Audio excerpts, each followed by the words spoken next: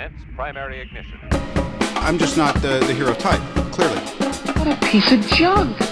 Enterprise, this is the captain. I got a bad feeling about this. It's all part of the plan.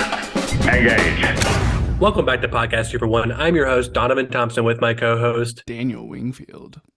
And today is episode 185 and Podcast Super One's fourth year anniversary. Daniel.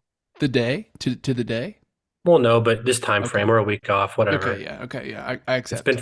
It's been 4 years since we started our first episode way back in 2019. Had to do the math real quick. And if you didn't know, listeners, and the only reason you didn't know is if you're not on the YouTube channel, youtube.com/Super1Studios, we had the doctor back in the house, Dr. Bruce Hutchinson, to celebrate the 4-year anniversary of Podcast Super One. Hey, it's great to be back, and congratulations on 4 years. I remember being on one of those super early podcasts back in the studio. Oh, yeah. We did. Yeah. We did 1917, I think. We did, yes. We did Oscar predictions, and I was totally off, not even close. Right. It's impressive that you can remember like what your ratio was 4 years ago on the Oscars. Yeah, that's impressive. I don't even remember what I picked or what I won. I just remember that it was bad. Yeah. Well, listeners, we are doing a script analysis, a discussion perhaps on the movie Ocean's 11, directed by Steven Soderbergh, starring, of course, George Clooney and Brad Pitt, Matt Damon, and a slew of others. Don Cheadle, the list goes on. But before we get into that, Julia Roberts, Andy Garcia. Before we do that, we are sponsored by Kapow Comics, located at 4047 East Kill Avenue in Sherwood, Arkansas. There they have comic books, collectibles, graphic novels, and of course, special guest appearances throughout the year. Kapow.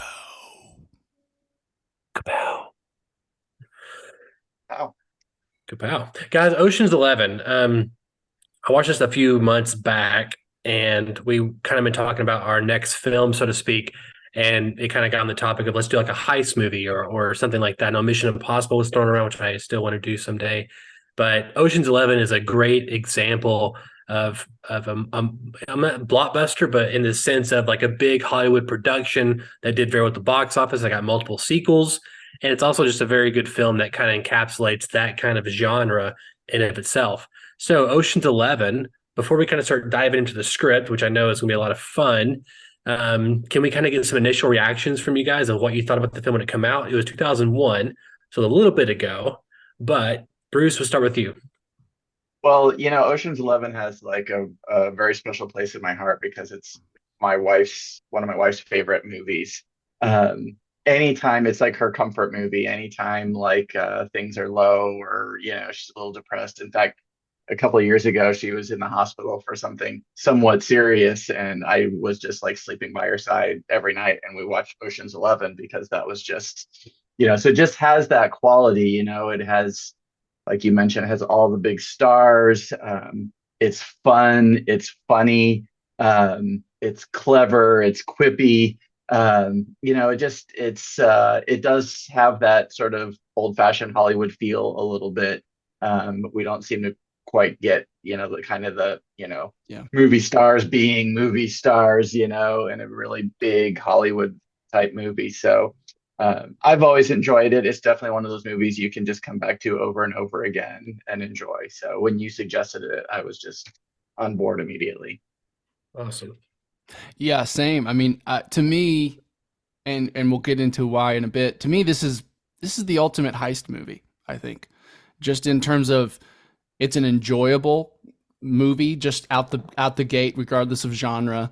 And then, I mean, the structure is built around the heist. The heist is the structure of the movie. And I can't think of a more like all-encompassing, like, what is a heist movie? It's Ocean's 11.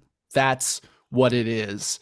And I mean, this movie, it may, obviously the sequels came out, but I feel like it also kind of started this, like, this element of showing you things, and it's not really the unreliable narrator, almost, you might say, in what we're seeing in these types of films. There was a show that came out a little bit later that was called Leverage. I don't know if you guys saw this. I think it was on TBS. It was Ocean's 11, the show.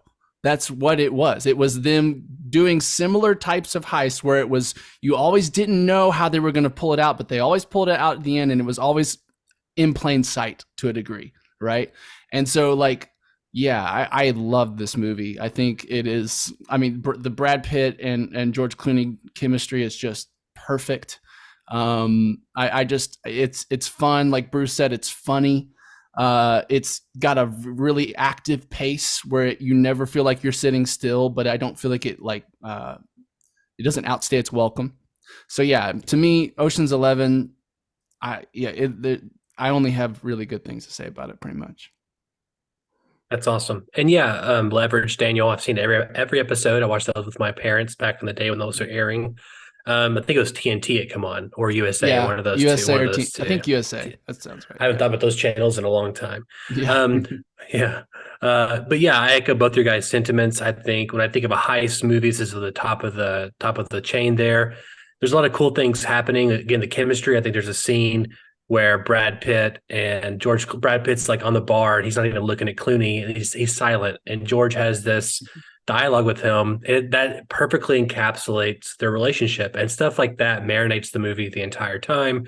And I think we'll get into that kind of stuff, but that you're right, Bruce. The Hollywood stars being Hollywood stars, it's something that shines through here in a great way.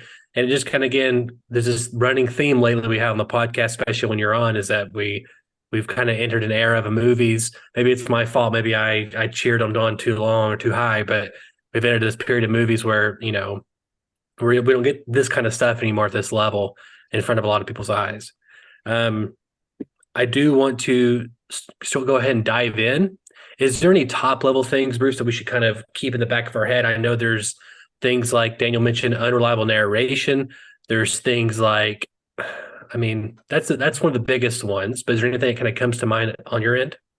Yeah, so all the times I watched it, I generally, because I was watching it like as a comfort movie, I wasn't really doing much analysis of it. And then I would always think this movie's going to be so complicated to figure out structurally. And then actually not this time, but the last time I watched it, I was like, okay, I'm going to kind of track it as I go. And I realized that it's actually pretty simple structurally. It's just that it's very subtle about it. And so, when you have act climaxes and you start new acts, it just sort of happens and you don't even notice it. It's just sort of kind of almost magic, the way it just sort of smoothly transitions into the next stage of the movie. So I think as we talk, we'll obviously point that out, but in some ways it turns out that it's a pretty simple movie from a structural point of view. The other thing that I think, though, is really unique about it is that everything about any kind of sort of standard Hollywood movie is built on conflict, right? And what I teach in all my screenwriting classes is characters want something, they take action, they encounter conflict, and then they have to deal with the conflict. It's really hard to pull off a movie with not much conflict, but this is one of them, because there are moments where things go wrong, like when Linus runs into the building to steal the pinch and then they run out the other door. And even having to steal the pinch in the first place is an unexpected thing that they have to deal with. But for the most part, the entire thing goes off the way it's supposed to. And there's long periods where it's just like, here's the unfolding of the heist and the pleasure, and it's not so much the drama of what will happen and how will they overcome conflict. It's just, how do they do it, right? And then that's just what pulls you along, is seeing the cleverness of what they do. And then of course it's all done with a little humor and a wink and a nod, but there's no conflict. I mean, you can think about any sort of little subplot of the heist. For example, Saul, when Saul is doing his whole thing with Andy Garcia's character, where he's coming in and he's being the arms dealer and he's bringing his black diamonds or whatever in, and there's all these pieces that have to happen. It all goes perfectly, right? I mean, occasionally there's conflict. Later on, the suitcase gets put on top of Yen's box, and so there's sometimes conflict, but there's huge stretches where there's not. Everything just goes the way it's supposed to. And of course, that's part of the idea, because Danny Ocean is Danny Ocean. and he Yeah. wouldn't be Danny Ocean if the heists that he plans aren't basically perfect, right? So Well, there's the it is, appearance of conflict, right? Like there's even they yeah, slip in fake conflict, right. to with the Matt Damon and George Clooney's character being, I guess, like flagged or whatever by the Yeah. security. Um, Yeah, and it kind of is. I mean, yeah, I mean, it sort of is conflict in the sense that I guess presumably he really does get flagged, but yeah, he's got a but plan it was on to sort of, purpose to a degree. It seems. Yeah, yeah, yeah. so he just and he gets right back in and everything's fine, right? So yeah, and it's really fascinating the way that plays out. It's pretty atypical, but it works brilliantly, and it's really hard to pull off something like that. Now you were mentioning acts. I could get a first act and then like a second slash third slash fourth act kind of organized, but I went by sequences because it was, to me it was like act one was get the gang together. Act Right? two, three, and four is begin slash plan slash execute the heist, and to varying degrees, those are all happening at the same time. Well, and that's the thing. They flow really smoothly into each other, and there'll be certain moments where a character finally like uh for example, what we'll get to between Act Two and Act Three is like Rusty basically saying it's like, okay, call times tomorrow at 7, for Mhm. the Sure. start of the heist, and that's basically the end of Act Two and the start of Act Three. But there's no big climax, right? It's just like There's if no Act goal Two go change.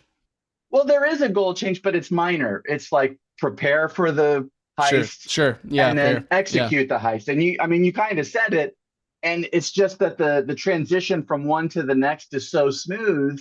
Yeah, it's just a line. It's just Rusty saying, all right, we're up tomorrow, and then it's tomorrow, and we see the hotel, and now we're in the execution phase, right? Yeah. But it's not like a lot of movies where there's this big bombastic climax and lots of stuff happens. It's just we get to the end, and well, we'll see. There is a Mm. bit of a climax, but yeah, I'll be curious to see sort of how our notes compare on all of that.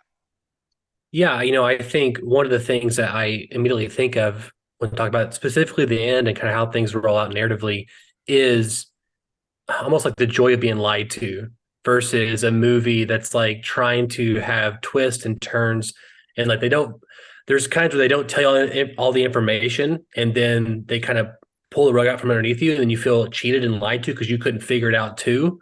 But in this particular genre, it's okay where they can just say, "Oh, this happened off screen that we never told you about, or this is always the plan," and we don't care like we did with like a murder mystery or a horror film or something like Mm. that. And I lends itself to the genres. Well, I really want to talk about that aspect of it and why we're okay with that. And I think again, it's probably just the joy and the fun we're having, right? So let's kind of dive into the movie. So we start out with um, George Clooney in his cell being released, and we have him a great scene here as like his review board essentially. And we get early on, right, that he's incarcerated, he's done something, and we know just from the dialogue, and we've already seen it, but we know that this movie is going to be about him and his wife. It'd be about him getting his wife back, right? And so, and we also get a little bit there too about he tells the audience that like he got caught lying to her, or no, wait, he got caught basically like she left him for whatever reason, but the real reason why she left him is because he ended up lying to her and all this kind of things. So he's lying to the board. We're kind of finding out what kind of character he is, or he will later. But he gets out, and we get to Frank at minute 4, parole officer minute 5, Brad Pitt. We get introduced to him, and Brad Pitt is bored. He's chauffeuring all these other Hollywood Which I celebrities just around. love this scene. I love seeing the guy from Right. Seventh Heaven there.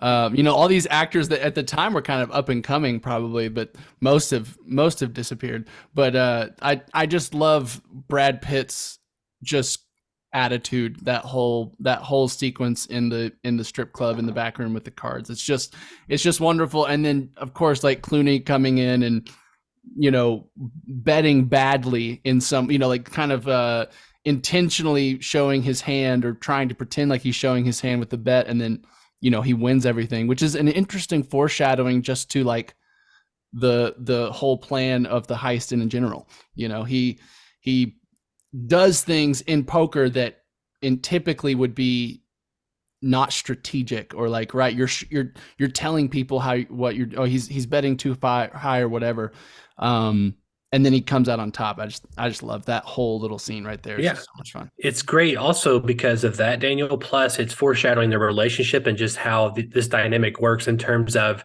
you get to find out like kind of what happened to him and how he got in prison and how Brad Pitt's not in prison, but also just kind of like, even if George Clooney didn't win the hand, I still think they would have done the heist. It's just, I still think, you could argue either way, but I still think that, it just kind of shows like these guys have this unspoken brotherhood, and these guys are like, I don't know, peanut butter and jelly almost. Yeah. How they're communicating when they're not communicating, and just how like we're just walking away from that. And he never says, okay, he knows he's there for a job, but he's just like, okay, we're doing it. That's the moment we're going to do this, basically. And it's reaffirmed later, in a couple scenes or whatever, but it feels like it was always going to happen, but they had to have the conversation. But it's always going to happen no matter what, in my opinion. Yeah, those first couple of scenes are also really interesting because they do set up a lot of the expectations that I think we're going to associate with this movie and with all of the Ocean's movies. So one, when we meet George Clooney and when we sort of begin to set up that, already that maybe Tess is going to be part of this is already, is a little old fashioned because we have this external goal, which is the heist, which is robbing, these 3 casinos. But then we have a very kind of old Hollywood, what I would call internal goal, which is quote unquote, get the girl, right?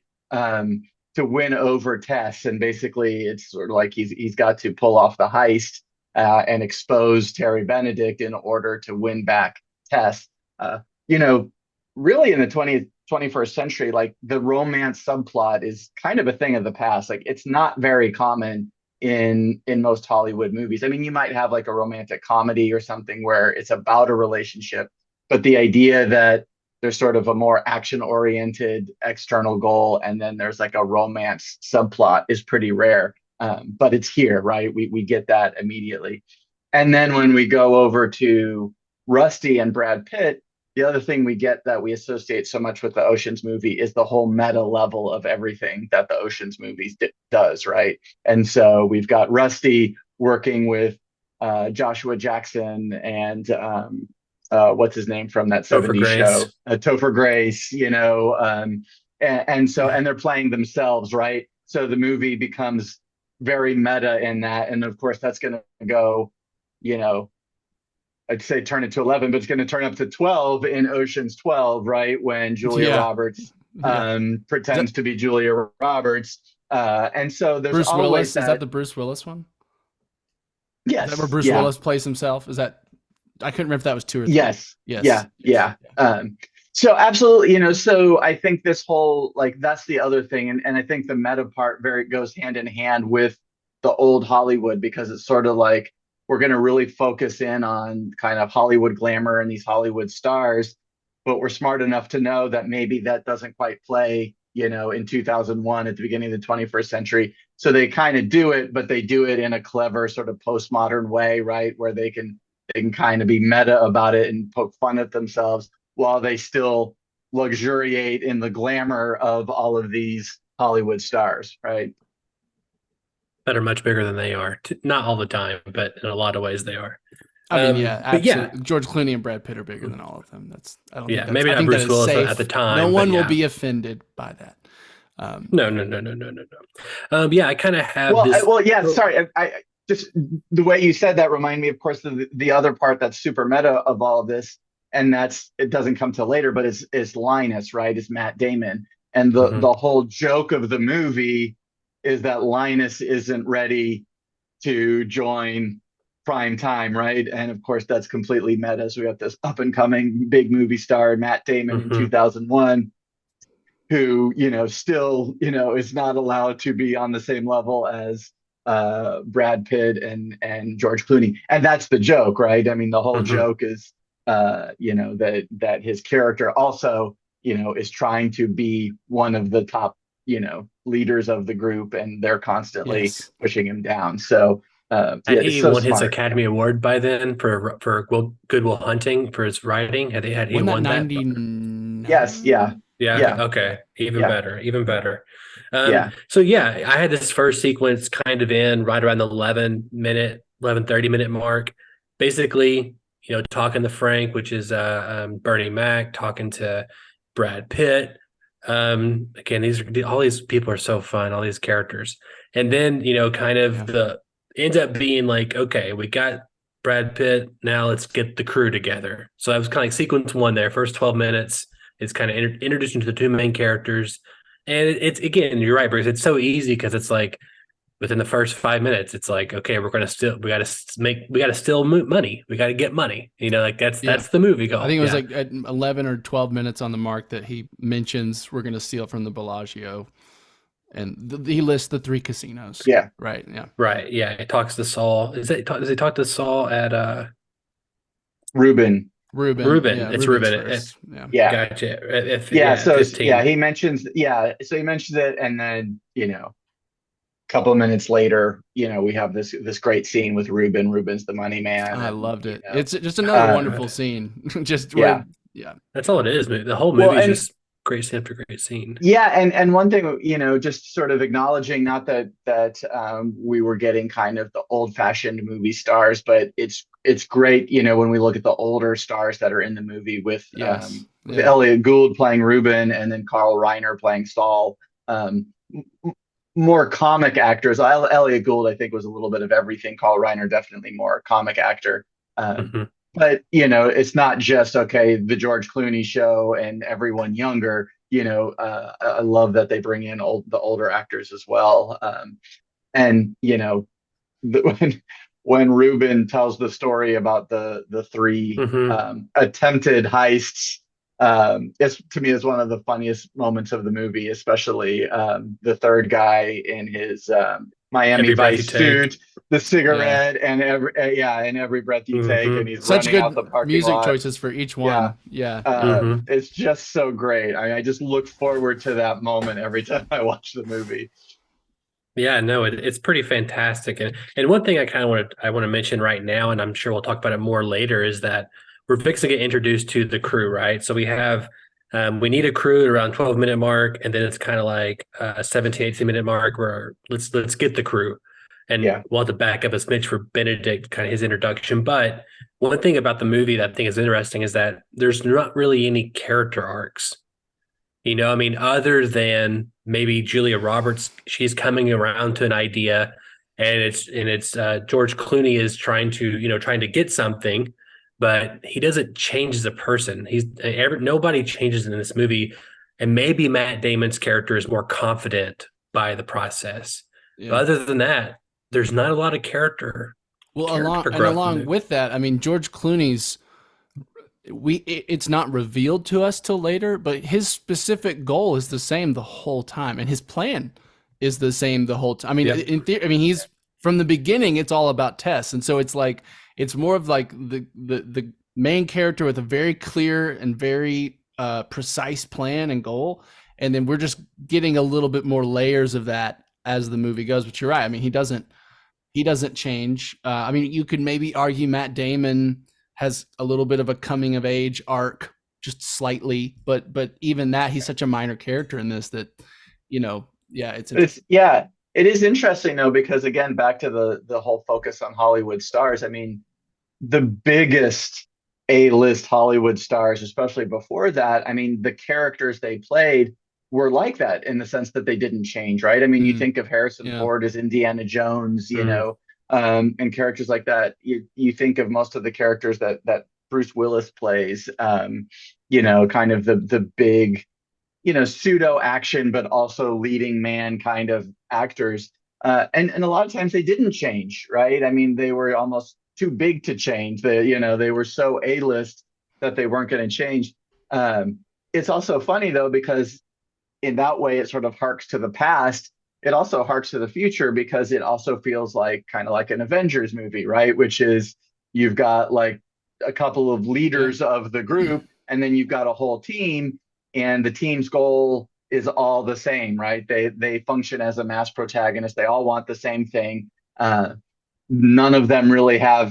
I mean, they're differentiated humorously, but they're not differentiated, like you said, sort of character growth or anything like that. They don't really have subplots of any kind. They're just kind of all interchangeable characters in a way in terms of the plot, not necessarily in terms of like their distinct characterness, but and that's their function is to play their parts in the Like heist. they're plot devices to an extent, right? Yeah, More than they are yeah. protagonists or characters.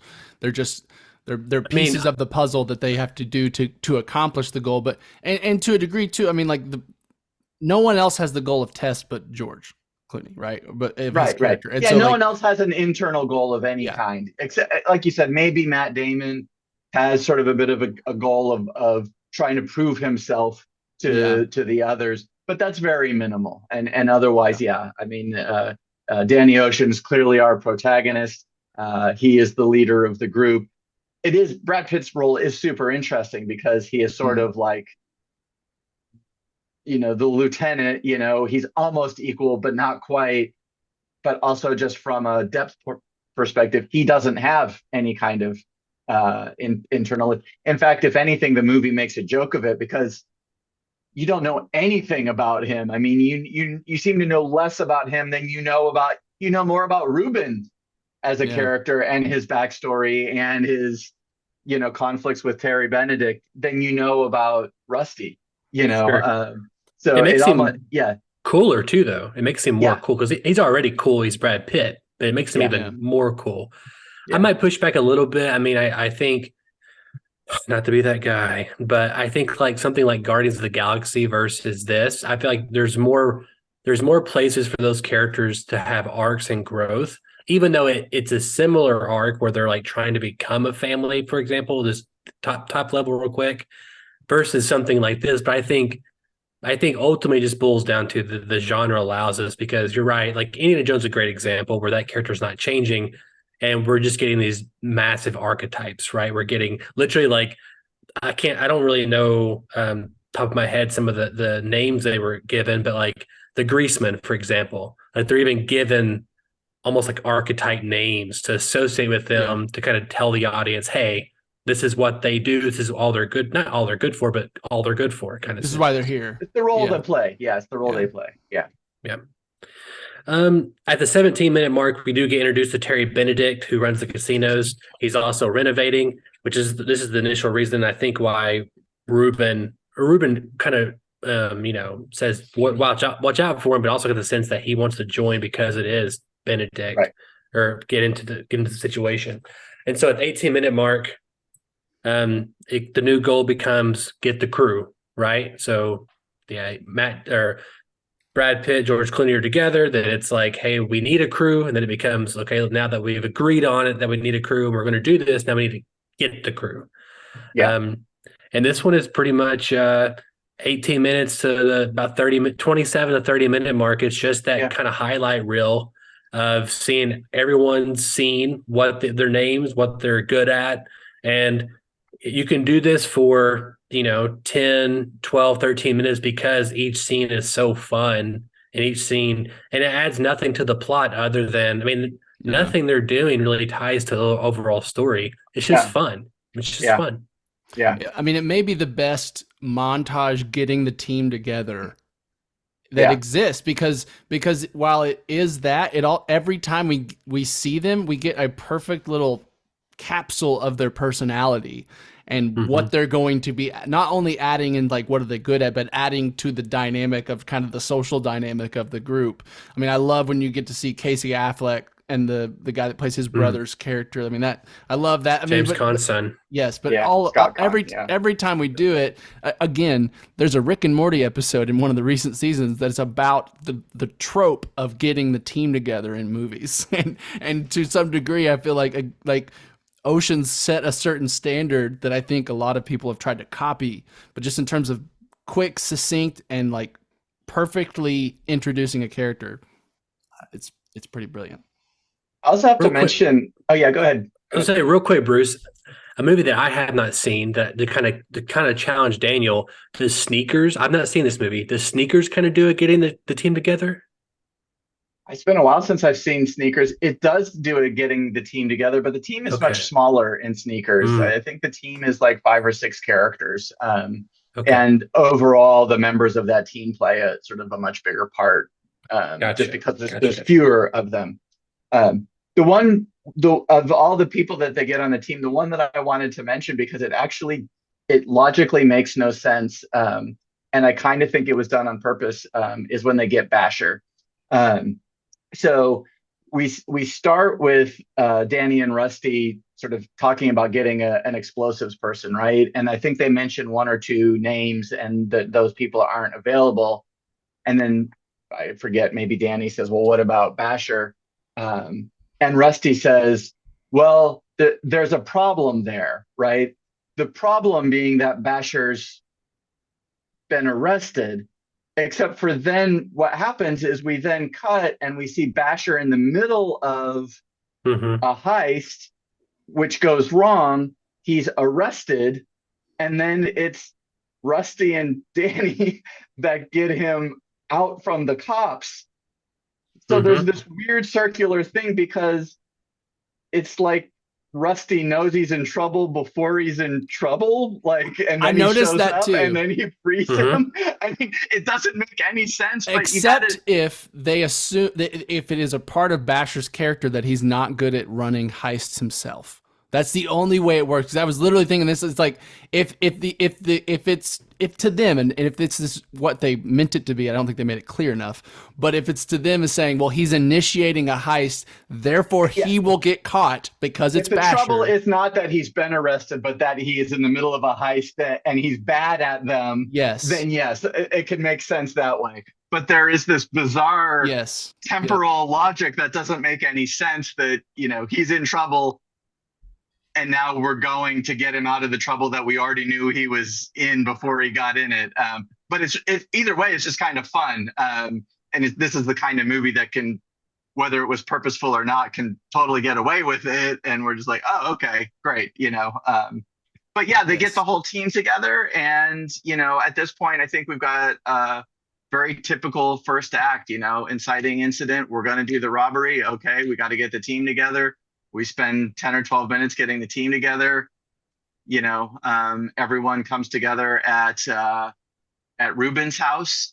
To me, Act 1 basically, and I called it an act, but Act 1 ends when Linus is sitting, outside, and Ruben walks up to him and it's like, "Oh, you're so," and he's, "Get in here, kid." And then we go in, and now, and again, this is very typical of the movie. They just walk in, and now we're in Act 2, right? Now we're planning the heist, and we haven't even really had any kind of transition. It's just we walk in, and now we're talking about the heist. Yep.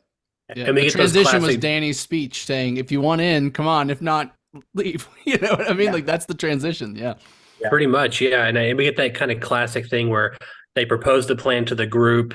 They tell the plan. They have some high tech mapping 3D system of like going through the vault of all that stuff. But then someone, I think it's Saul, like the classic, they reiterate the plan, right? And that's for the audience members to tell you how dangerous or how hard that all of this is.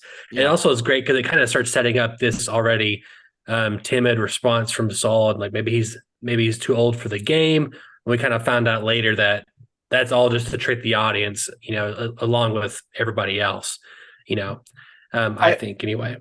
I will say that Saul's line is also a key to help us with the structure later, and to the stuff that Daniel was talking about, is sort of like, how do we differentiate this whole unfolding of the plot? Because Saul says, "So you're just saying that we're supposed to walk out of the vault with $150 million?" And then he goes, "Yeah."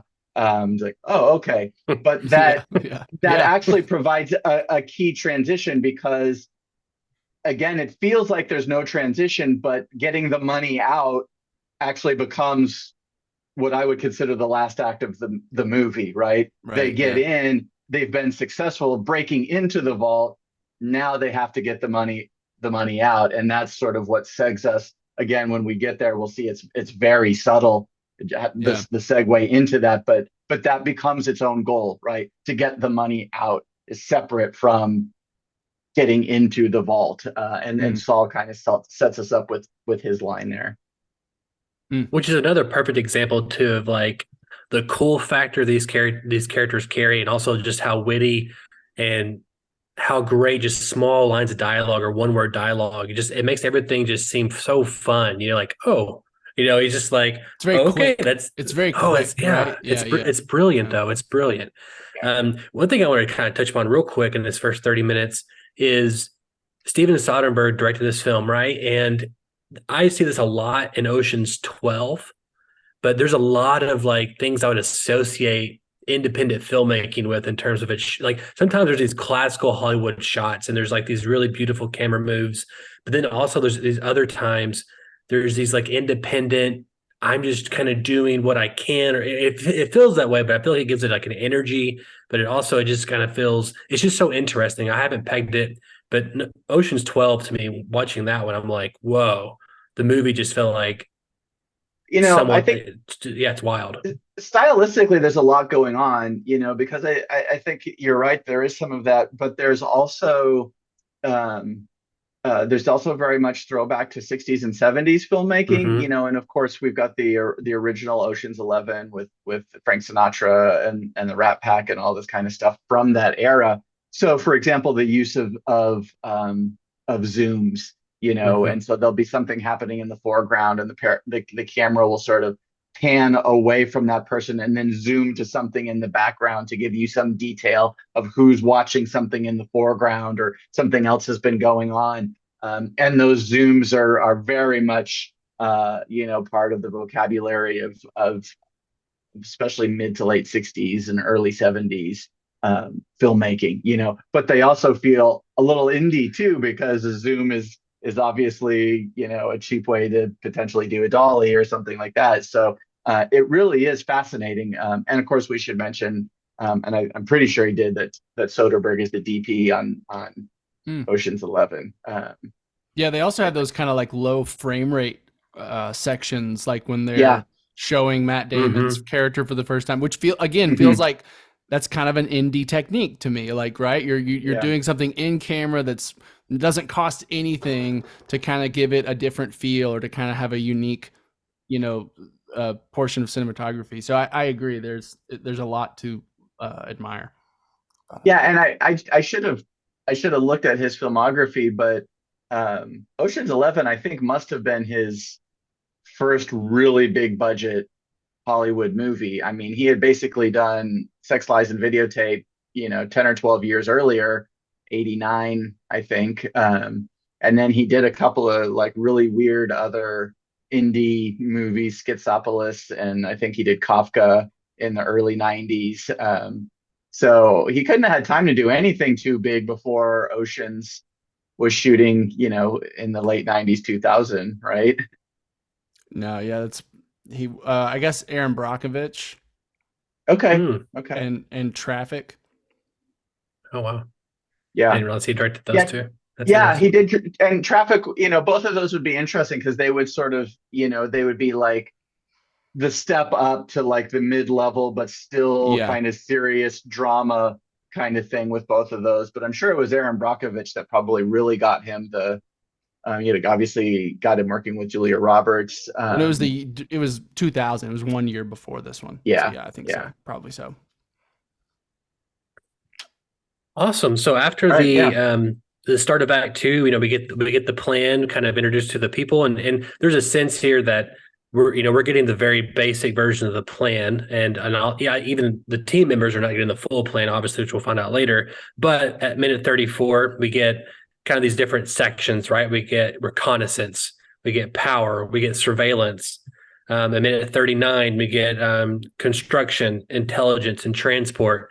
And these are all just things of just getting. It's funny because like there's reconnaissance, surveillance, and intelligence, and those three are like, I know the subtleties that they're talking about, but they're all the same. You know what I mean? Like they're all the same in a way, right? But to a degree, they're also. I mean, like, well, never mind. I'll bring this up in a second. Keep going. No, yeah, but I was just going to say that kind of all leads to minute 44, which is where Saul is Lyman, Zerga. But go on, Daniel. Yeah, no, that's where I was going to comment on was that, once this is the part where it started confusing me a little bit, and I think it makes sense now, and I agree with your perspective, Bruce. But where it's like, well, to a degree, this is the heist, but it's also preparing for the heist. It's still preparing for the heist, right? But it's tricky. You're right. Because when you're watching it, it's all happening so fast. And yeah, when you've actually got people now in the hotel and people starting to interface with Terry Benedict, then you're like, okay, well, is this the heist? Is it not? But yeah, as we'll see, the heist is fight night, right? And so there is a point where it's like, okay, now the heist is starting. But yeah, there's so many things going on and it's happening so fast. It's really funny because as I was watching, they're actually listing like the stuff that Don was talking about, sort of like, first we got to do this, second we're doing this, right? But I didn't even notice that until they were on like number 5 or 6, right? I mean, I knew they were doing the stuff, but in terms of like actually picking up the numbers, like the first time I like actually heard a number, it was like, okay, and 5th, and I was like, wow. They've already worked their way through 5 different things that they have to do, and I barely noticed it because it was happening so fast, and it's so fun. Anyway, so yeah, then we get to it slows down a little bit, where we figure out that Tess is involved, and like you mentioned Lyman Zerga, so stuff starting to happen with Benedict. Yeah, right. So I put at the minute 45 area. Tess and Benedict are we're kind of told, right? We're kind of getting what their involvement, I think, is Matt Damon and Brad Pitt. They're waiting for Tess to come down, and he's like, "Oh shit, this is what this is all about," sort of thing. Right. I don't get the impression that Brad Pitt actually knew, even though I know that their argument later is not real. But I still think in that moment he didn't know Tess was involved up until that point. Can I just say that Matt Damon's line at that scene feels so much more voyeuristic than I'm used to characters in films being, where he's like, "This is the best part of my day," and then we're just like locked on her as they're going down. You're just like, nowadays I'm like, that's a little slimy of a thing. Just you know what I mean? You know what I mean? But it would not have, no one would have noticed it in 2001. It was just funny. Yeah, I mean, yeah, yep. Minute 46, Tess and Ocean reunite at the dinner table. Oh, sorry, it's minute 49. I lied to you. 46, Ocean tells the truth to Brad Pitt's character about like what's, here's why I'm actually doing this. And Brad Pitt is like, if this is the reason, I'm not going to be doing it. So yeah, we kind of go there up until 49 where Ocean crashes Tess's dinner with Benedict, and they kind of have their little meet, and we kind of get that dynamic. What's interesting here too, though, just to kind of talk about, is we are getting these, like, they're preparing for the heist, and the way the scenes are structured with like staging and the narration and what's happening, it's like you're getting, it kind of reminds me a little bit, Bruce, of your example of Infinity War, of how like one arc ends and the other one begins before that one ends. It's that same way in terms of blocking and structure of like, these guys are in the balloon, but then someone will walk in the foreground, right? And then that will pick up, and then we'll go back to the balloon being, what I'm saying? So that it's just so fascinating, and it's almost like a cork board, like Charlie Day, like figuring out how to block and stage that and delve that information out. I thought it was pretty fascinating. It is a lot of fun the way all of that unfolds, and Livingston's getting in, and then they're doing the balloons, and then later on in the second half of the movie, when we've got the monitor and we're tapped into all the casino cameras, how many places different things seem to be happening. I also think there's a bit of a joke there, and I should have like really done the work and watched it again, but the Malloy twins, Casey Affleck and Scott Conn, are really funny because they're the guys who always have to be dressed in some sort of, outfit or uniform. And there's a point where it feels impossible Yeah. how many different places they pop up as the two extra guys. At first they're waiters or they're this or that, but then like later on, like they're in one place and then they're part of the SWAT team, and it's like, how did they do that? Like, Yeah. and I think it just becomes a joke after a while. Like they just pop up everywhere. And again, it's part of the cleverness of the movie as you're tracking all of these. It's a 12-man team, right? So, which is on one level too many characters, right? There's no way we should be able to track that many characters, and that's kind of the fun, is we barely can. They're all doing so many things and moving around, and we buy it all, but we don't have time to question the logic of any of it. Not to say that it's necessarily questionable. It may all add up, but it's just from an audience perspective, it just feels like, oh, it's this smoothly oiled machine and everyone's always where they're supposed to be. And then occasionally, like when Livingston forgets his little portable TV and we think maybe he's going to get caught or something, then we get a little bit of, oh, wait, is something going to go wrong? And then it does. And I think it also kind of serves to keep the audience, to keep the heist mysterious. I won't say confusing, because I think confusing to me is kind of a negative thing when I'm confused by a movie. That's not what's going on. It's more of like, you're right. You just have to trust the logic. You trust it, exactly. And but there's a part of you that says, is this all making sense at the same time? Or like, or like, how is this all gonna tie together and stuff like that? And I just want to mention too, like, I do think that, like, you're right, this has a huge cast, and I love the staging they do with their characters are just really well done, with these multiple characters in the foreground, in the middle ground, in the background. It's all very well. I really enjoyed the cinematography and the framing they do with that. But yeah, no, I mean, this section is chaotic and crazy, and I think it also kind of, like you said, Bruce, this movie is a little more straightforward than it pretends to be, right? And so I think this kind of stuff helps it feel less straightforward. Oh yeah, for sure. And I think that makes the reveal at the end feel more smart, right? Or feel more, oh man, I couldn't, yeah. Yeah, I totally agree with you. It's almost like sleight of hand. I mean, it's not even that But they're also sleight of handing everyone in the scene. Like, there's so much sleight of hand. Like, I mean, the balloons is sleight of hand. It's distracting over here, so I do something over here. Right. It becomes kind of meta at that level too. Yeah. I think it's what we also, again, kind of answering that question at the earlier, is we're okay with the sleight of hand because we want them to succeed in their sleight of hand against the quote unquote antagonist. So when it happens, that's like, oh, they're as good as I thought they were.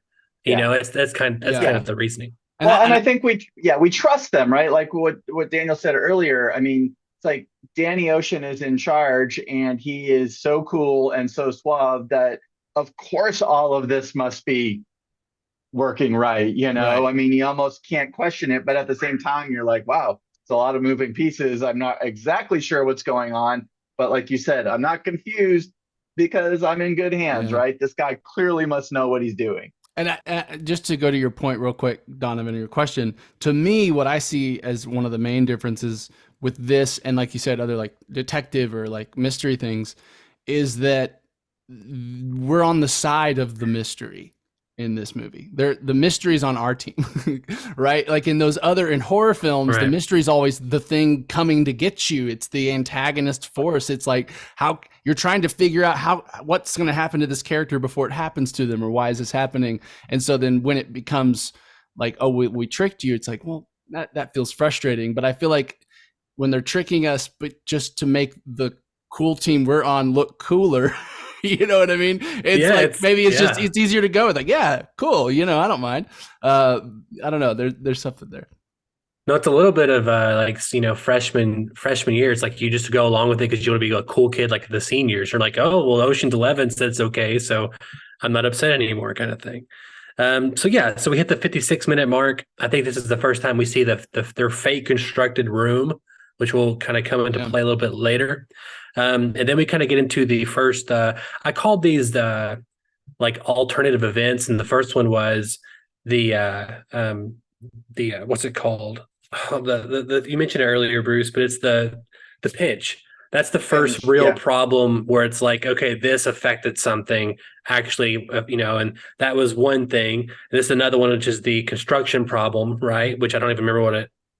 No, Well, wait, the no, construction problem was the pinch. The this is leads construction, the to the pinch. pinch, the right? You're right. explosion causes the need for the pinch. Yeah. You're right. I have it in my notes Right. here. I'm getting ahead of myself. Yeah. So yeah, this is the first and probably only accident or anything in the movie that kind of stops anything, which is the pinch here.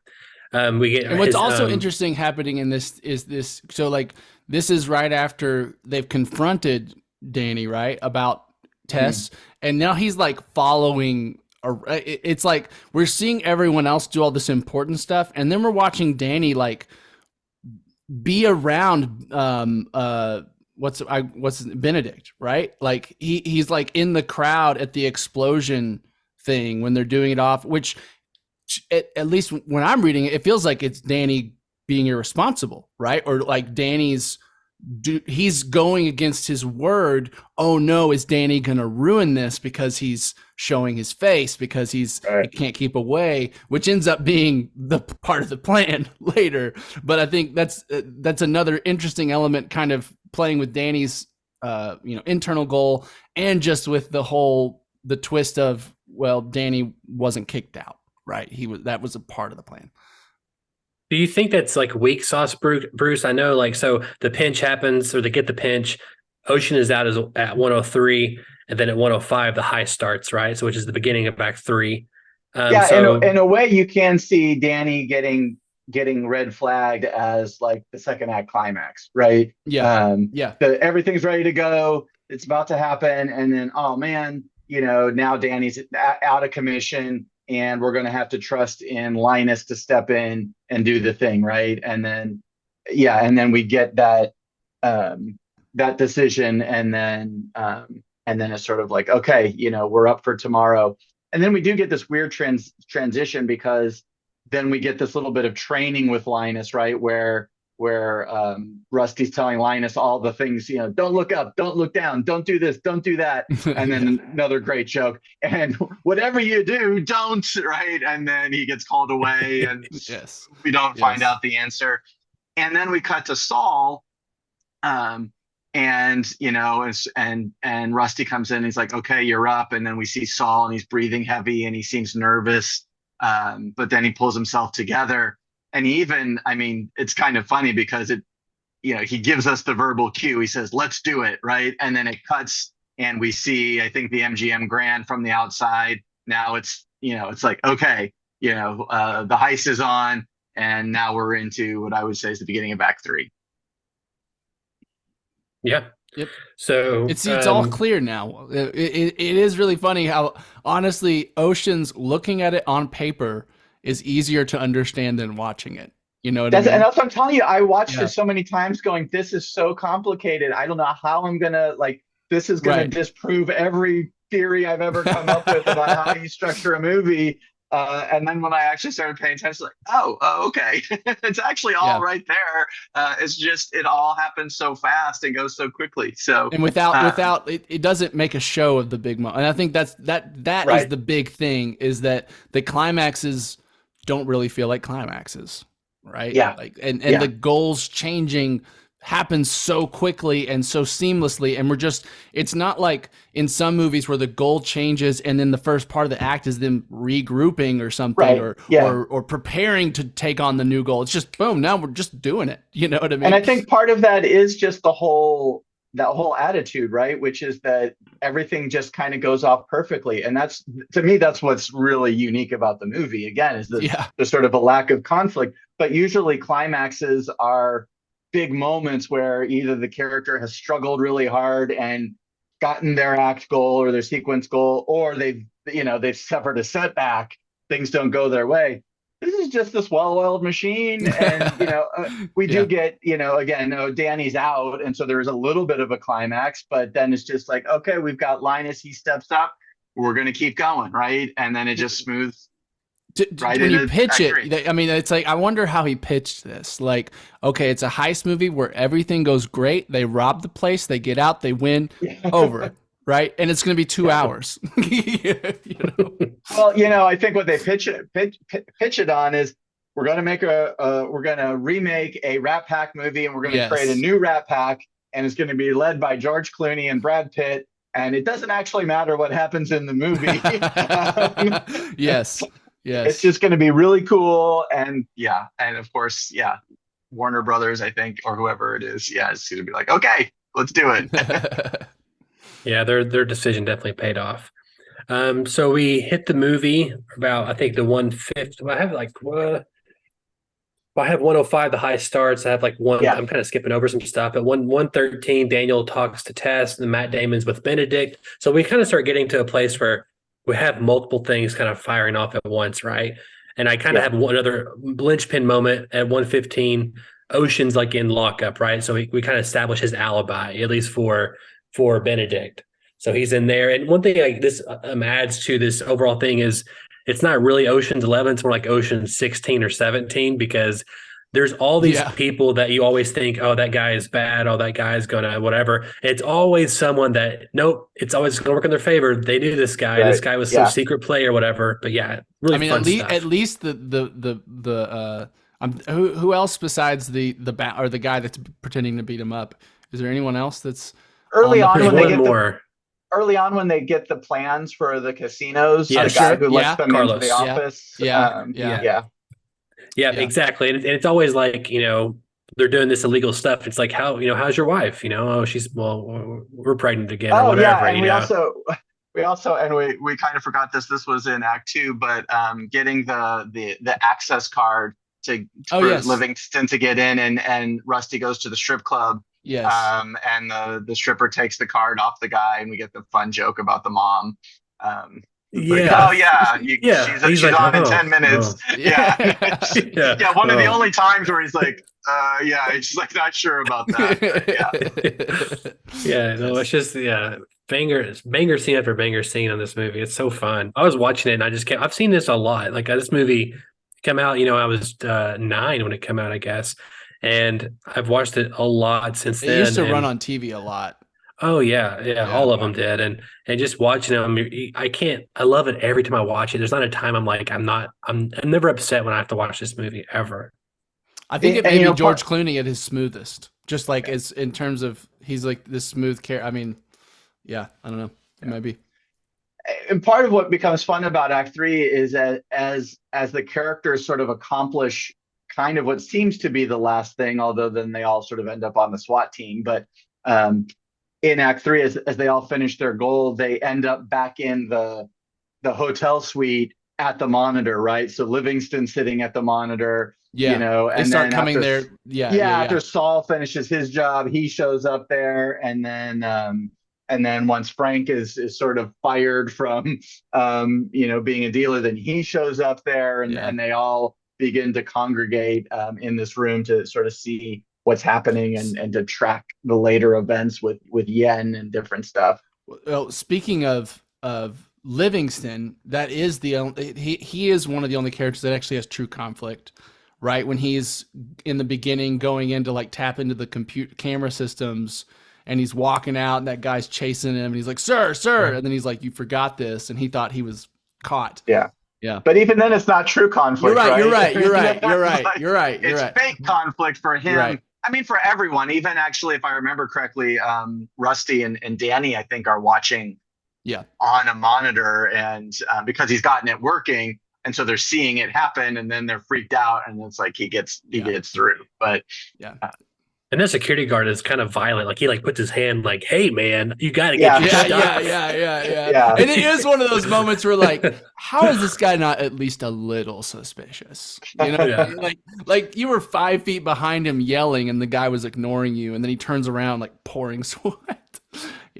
But the other thing that's interesting about Act 3 is how much of it, if I remember, because I don't have every little scene written down, but how much of it really revolves around Benedict. Yes. He is involved in almost everything that happens, right? Because, a big part of it is his initial thing with Lyman Zerga and walking him through all of that. And then once he gets rid of Zerga, as soon as he comes back up, that's when Matt Damon comes up to be from the Nevada Gaming Commission. And now he and Frank are dealing with Benedict at that point. And then that all happens. And then Benedict finally leaves. I think at that point, then he finally is at the fight, right? And that he can finally be at the fight. And then, everything's in place. And now it goes to other characters. It goes to Basher setting off the pinch. It goes to Yen getting out of the box, and then of course we're going to get the reveal here of once Matt Damon leaves his role as the Nevada Gaming Commission person, he's going to get on, go up into the elevator, and there's Danny waiting for him. Yeah, and that happens right around the hour 20-ish minute mark. He says, oh, so you didn't trust me, and he said, I do now. And so that's a quite, again, I already know the answer. For me, it's like I didn't mind this like sleight of hand thing because it's fun, but is it just unnecessary conflict just to make the movie more fun? I mean, is that why that's in there, I guess? It doesn't change anything. And that's the thing, like you guys were talking about, sort of this, everything that happens with Danny, but the only thing that it really does that maybe wasn't part of the plan is that it gives Danny deniability, right? But wasn't that a part of the plan? The part of the plan, I thought that is why they did this, to give him deniability. I think that's why Danny did it, but I don't know that anyone else is thinking about all of that, because for one thing, Danny doesn't need deniability until Tess gets involved, and that's pretty, that's pretty late in the game in terms of the rest of the crew's understanding of what's happening, right? But he always knew he always knew Tess was going to get involved, though. So Danny always knew. Yeah, I thought yes. And so this was his plan the whole time, was to pretend to get red flagged. Yes. In order to I believe that's Danny's plan, but that's not anyone else's. I don't think anyone else is on. I think Brad Pitt's on that. Besides Brad Pitt. I think Brad. I don't think Brad Pitt's. I don't. Why do you think Brad Pitt's in on it? I think that was staged. I think that when he fires him, I think Matt him Damon and Brad Pitt makes a comment about it. I've got to find the moment in the. Yeah, I think I feel like there was I don't know. There was some. I get the same impression, Daniel, that there was it's minute. He said 20. he said maybe he mentioned something about the show or something. I'm trying to pull up that scene. It's a minute 20. Sorry, our listeners. We're actually trying to watch the movie now during the podcast. Got to know. While Daniel finds that, one thing I found fascinating, also an hour and 20 minutes, is like the reveal of the characters, right? So like there's like, oh, we need a doctor. And the way they frame it, like coming out of focus, and Brad Pitt walks in with a toupee, whatever, running glasses, like, or the two guys, the brothers, whatever, them coming in and like their hands go in the frame first, then you see their faces, you're like, oh, it's the guys again, like stuff like that is always super fun. And they don't like always call attention to it either. And it's a fun thing but that's another place where the brothers come in, because now they're part of the team pulling out Lyman Zerga, and then the three of them all then become the SWAT team, or part of the SWAT team. There's a lot of smart things happening here in terms of I'm sorry, Daniel, I don't know where this happened. I'm watching it right now. Oh, okay. Yeah, I'm super curious, because I don't ever remember picking up on anything to indicate that Brad Pitt was also in on it. I know it's right at like a minute, hour and 20 area. Yeah, you're right. There wasn't a line there, at least. I mean, he says you didn't think I was really going to sit this one out, which to me, maybe I don't, not basing this on anything, but to me, that part of it is like, well, Rusty would know that.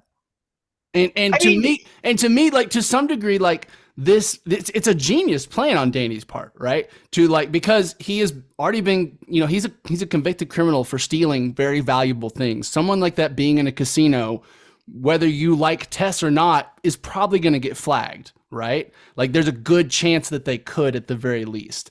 And so to me, it's like this was the plan all along. So Danny says, like, I'm the obvious guy the whole time. I'm the most easily implicated out of all of our group. I've got the record and stuff. So we need to do this so that he can't, we have to build in reasons he would never believe I did it, or I have, you know what I mean? But of course, the funny thing about that is, I mean, we called it plausible deniability, but he has no plausible deniability Well, because Benedict doesn't believe it. I mean, Benedict But believes that Danny did it. he has even plausible when deniability in that in the Benedict's system. own guys will testify, no, he Right. was in this room the whole He time. has enough deniability that it means that Benedict can't do anything about it, right? But I do think there's Benedict still believes that he yes, did it. he Well, does, obviously, here's We have especially that because of the conversation in the end. hallway, right? Yeah. And because of the bodyguards at the end of the movie that are following them, Right, after the right. prison. But I do think there's something that he's got plausible deniability because Benedict is got his eye on him, right? So there's this element, I guess, to me, it makes it smart that he's saying, like, I'm gonna make him look at me, and that's the point. He's watching me and making sure I don't do anything, and that's the best plausible deniability you could get with this guy, because it's his own system, it's his own security guys, it's his own cameras, right? So to a degree, it's like he has to trust himself or his own people. Anyway, well, I don't ever think that Danny nor anyone ever thought that Benedict was going to believe it. I think it's just for him to get out of any type of legality issues of an alibi. I think that's the only reason. Has nothing to do with actually. He wants Benedict to know he did it. He wants him to know that I took your girl and all your money. Yeah. 100%. now that's interesting because, I mean, because kind of the setup, especially in the beginning with I can't remember the character's name, with the guy the guy that finances it, when they're talking about it in the beginning, Ruben is like, he's like, listen, this guy will send out hitmans against you and just kill you. It's not like he will not take legal repercussions. He'll just kill you.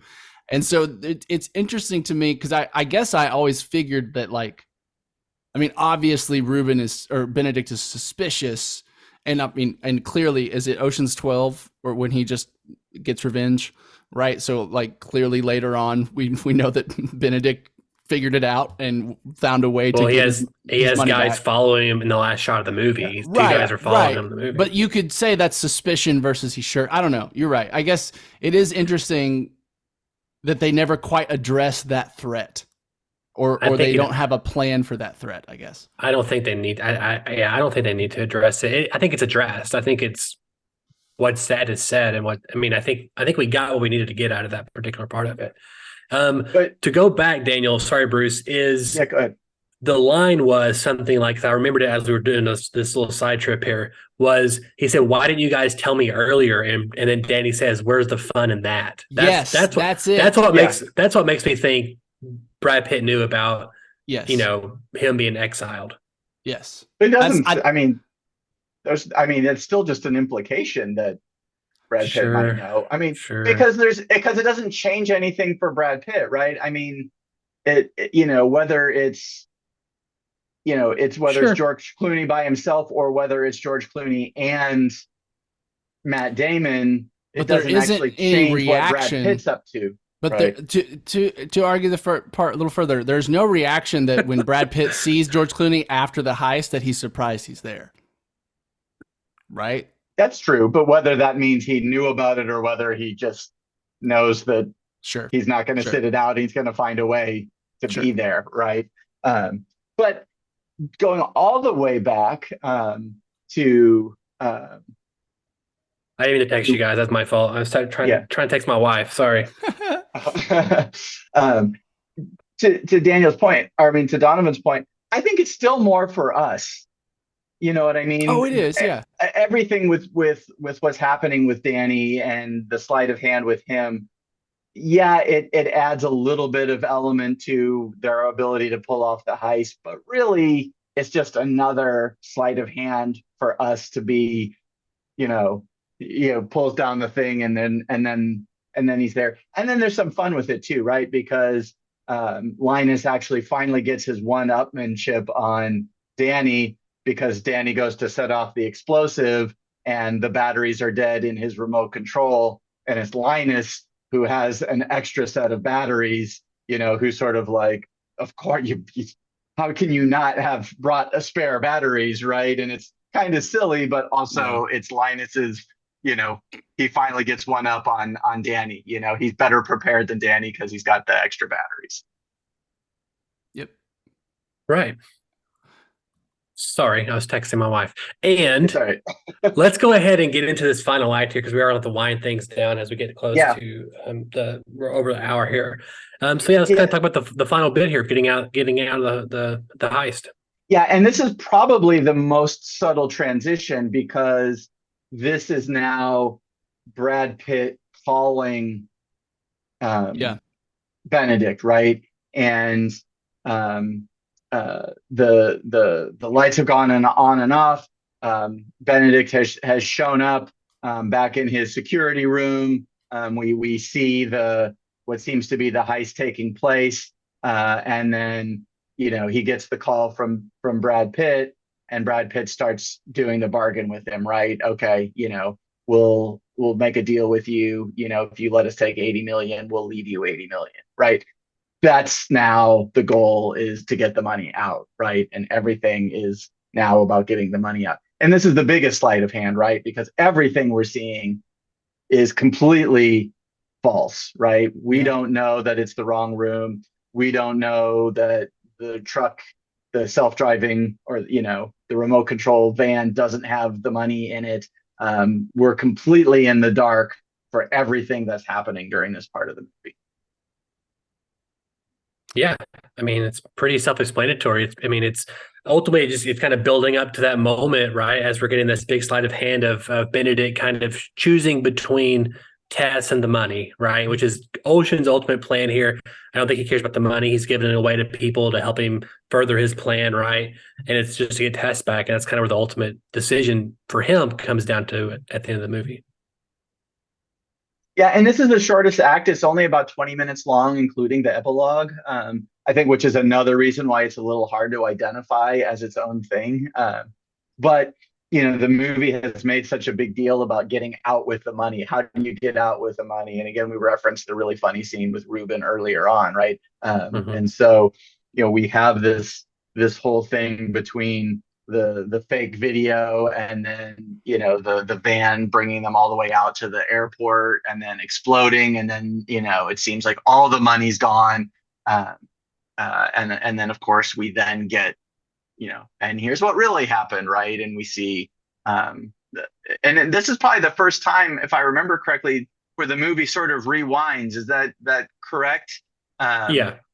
It's kind of showing you what typical happened in a lot of these kind of movies, but I don't think it's really happened so far where we've backed up and explained something. But now or if we did, it was just very short. But now we get the backup where instead of we were aligned with, and this is really interesting the way they did it, right? We're aligned with Benedict as he's on the phone with his head of security, hearing all of this stuff, and then and hearing the SWAT. We don't see the SWAT team, right? We hear them on the radios. And of course, if you're paying attention, you recognize Brad Pitt's kind of Southern accent, as the SWAT team leader. But we don't know what's happening. And then after all the money seemingly is gone, then we go back and we see what happened with the SWAT team from the other perspective, right? And now we're seeing the sort of the actual inside job and understanding what happened and then how they carry out the money. The biggest thing we talked about this earlier, but I remember seeing Ocean's 8.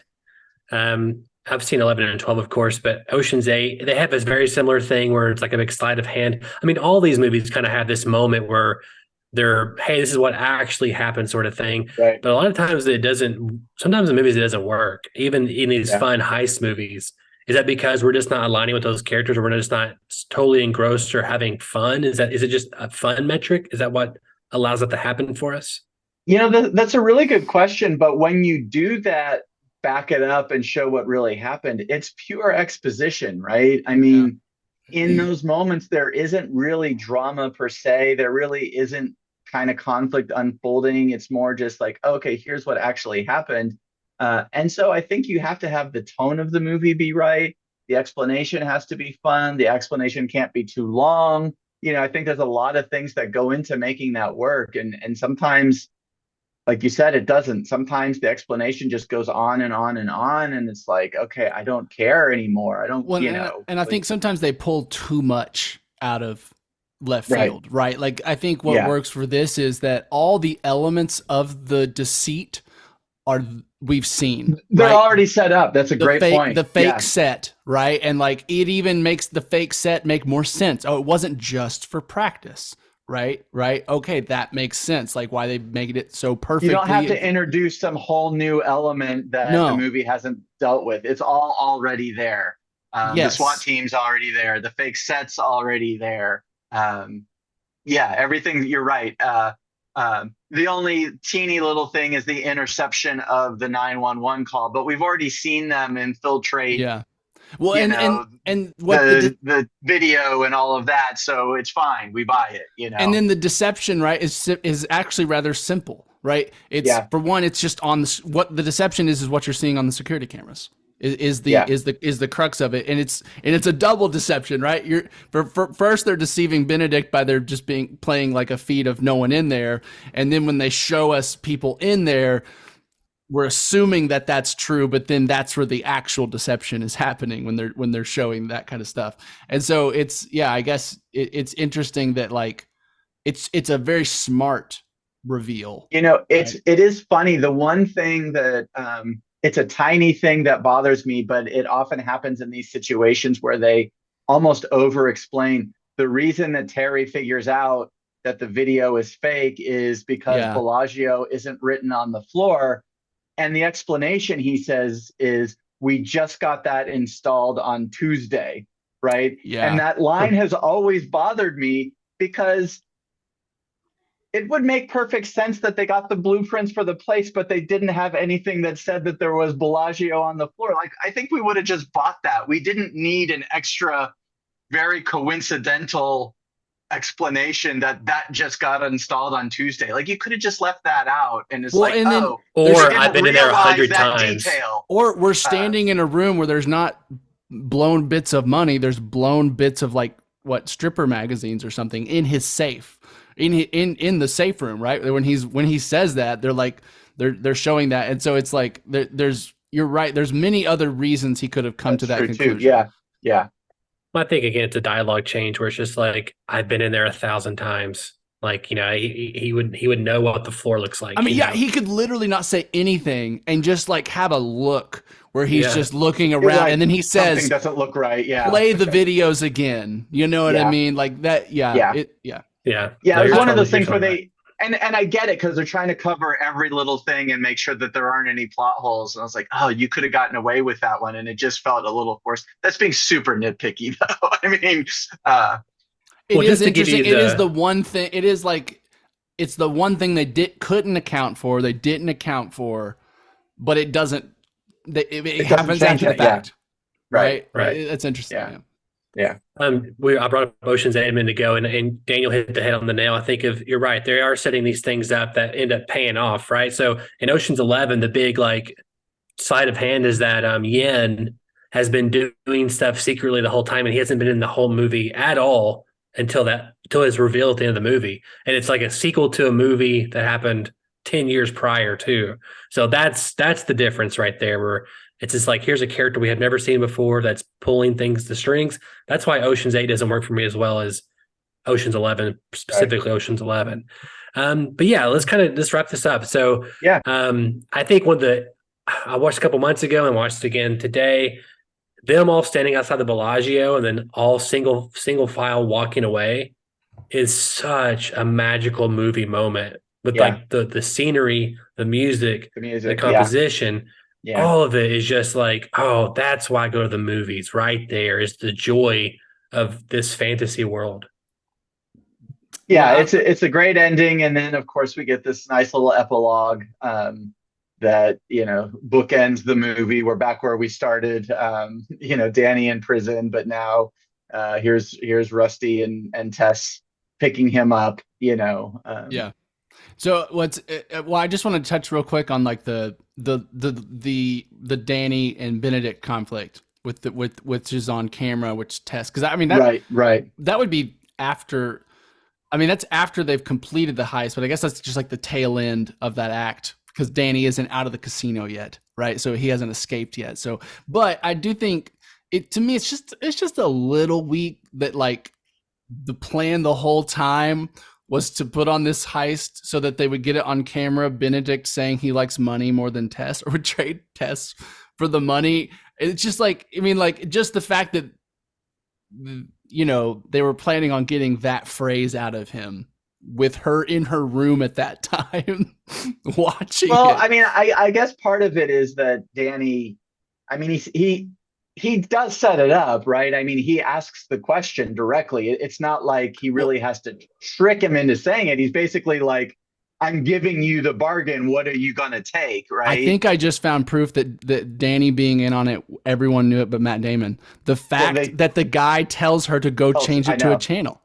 But either that's proof or it's a little bit of a plot hole. That's okay, yeah, but okay, fine. It's a minor plot hole. It's a very minor plot hole, but yeah. But it would make sense if everyone else knew, and they were just kind of playing a joke on Matt Damon's character, or they didn't trust him enough to like they I don't know, maybe they thought he needed the pressure on to perform. Yeah. Anyway. No, those are all great points. Yeah. I think we basically did it. I think it's a fantastic movie, and I would like to look at maybe other heist movies in the future. Maybe not heist, so to speak, but yeah, maybe they still fall in the heist genre, but they're not getting movies something. that try twist. I think twist movies are, you know, we've done The Prestige, which is a fantastic twist movie. Yeah. Right. This one is a different kind of twist movie. Anyway, but yeah, no, I think these are always fun because it's really hard to thread that needle as a writer and as a filmmaker to make it both a satisfying conclusion that you feel I didn't miss anything. I'm just having a movie with really smart characters who just thought of it to a degree I just couldn't expect, versus oh wow, they just kind of threw something there at the end to wrap things up, you know.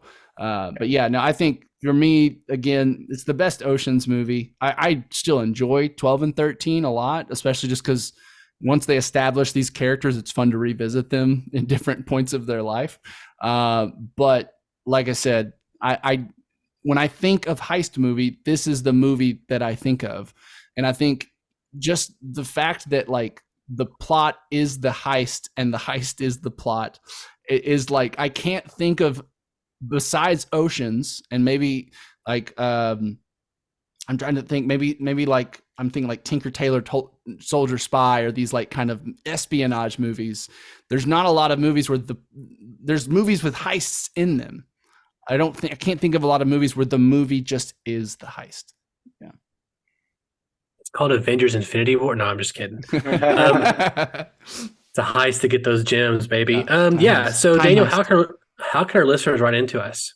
Listeners, you can write into bit.ly/241mail and let us know what you thought of Ocean's 11. Are there any plot holes that we missed? Would you like to weigh in on the whole, was Danny's being kicked out of the group the plan versus not the plan? You know, I mean, maybe there's a line elsewhere we didn't notice that proves it one way or the other. Let us know at bit.ly/241. Yeah, we really got hung up on that little plot detail. Yeah, we I'm did. still pretty convinced I am too. at least Brad Pitt was on it, but especially now that I think about the guy at the end where it's like, we had to know Tess would be in her room at this time, and that Danny and him would be in this hallway. Tell her to turn to that channel. It feels a little too convenient. Like they thought through of everything else, and everything else has been so well staged. It would just make sense that this was a part of it too, to me. I think he talked to him after Matt Damon revealed it to him, and then before he exiled him from the group. I think there's a scene in there where they talk, because they always did everything together and then told the group. So I think they did that, and then they staged in front of the group, whatever. So that's my headcanon anyway. Bruce, how can our listeners not write into you, like if you want them to, but how can our listeners find you and all the cool things that you do? Yeah, they can find me on www.thehutchfiles.com, and I will, as soon as this video is up on YouTube, I will incorporate that into my whole structural breakdown of the movie on there, and we'll have that. You can also find me on Instagram at BDHutch. Yeah, and you don't only do just movie breakdowns. I saw you also this recently. You did a scene breakdown from Children of Men most recently, right? Well, actually, it was still actually it was still the same kind of structural breakdown. I just mistakenly called it a scene breakdown. Okay.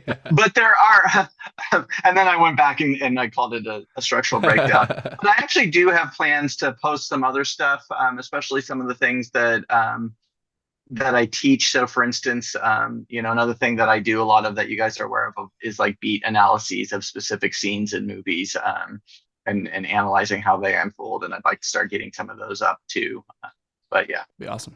Man, that'd be a good idea on the pod. Is like each one of us pick a scene, and we got to all do what we did in class, and then bring that to the pod, and we just like, here's these 3 scenes. We watch them together, and we break them down for our viewers. That's a great idea. That'd be cool. we could potentially do them all from the same movie. Yeah. Yeah, Pick a movie that has some complex kind of dynamics or with some of anything. that. Yeah, Yeah. that's a Or great even do idea. like a 2-character scene and maybe a 3 or 4 character scene and see how like different sizes of the people and that change how beats work and that pacing kind of stuff. Well, I just loved us doing the Black Dahlia? No, Black Swan scene in class. Darren Aronofsky. It still sticks in my head. I was breaking that down. So, but anyway, listeners, thank you so much for watching. Bruce, thank you for being on the podcast. Of course, I had a great time, and I also love hearing that this movie has a special place in your heart, because I think it's embedded in our childhoods also, and I hope people will go out and watch it if they haven't seen it. And there's rumors. There has been rumors forever. Ocean's 14 is on the way in some way, but we'll see if that ever happens. But thank you again for being on here, man, and we're always a pleasure. Hopefully, you'll be on here for episode 200, which we're closing in on.